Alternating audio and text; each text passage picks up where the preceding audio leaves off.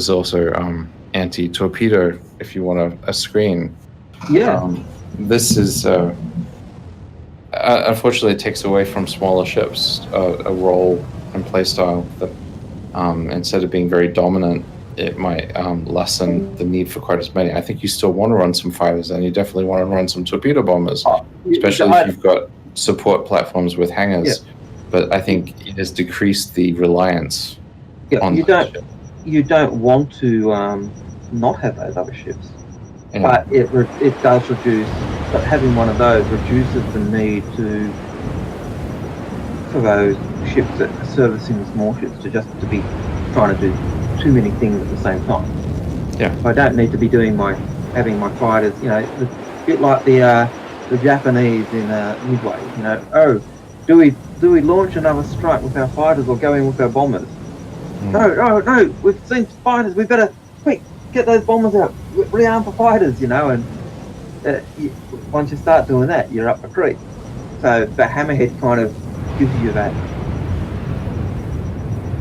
ability not to have to spend as much time doing that. But It's a master of area control. It creates a kill zone within a fleet that is very hostile to fighters as well. So it allows you to control the battlefield a lot more. Unlike something like an Idris and a Polaris that can be more safely approached and screwed with, let's say. This thing you can't attack it from rear because it's got quad cannons sitting out the butt.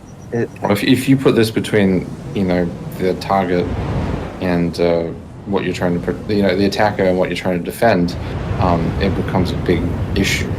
Yeah, I don't think the thing you're going to defend is going to get too much damage from the attacker.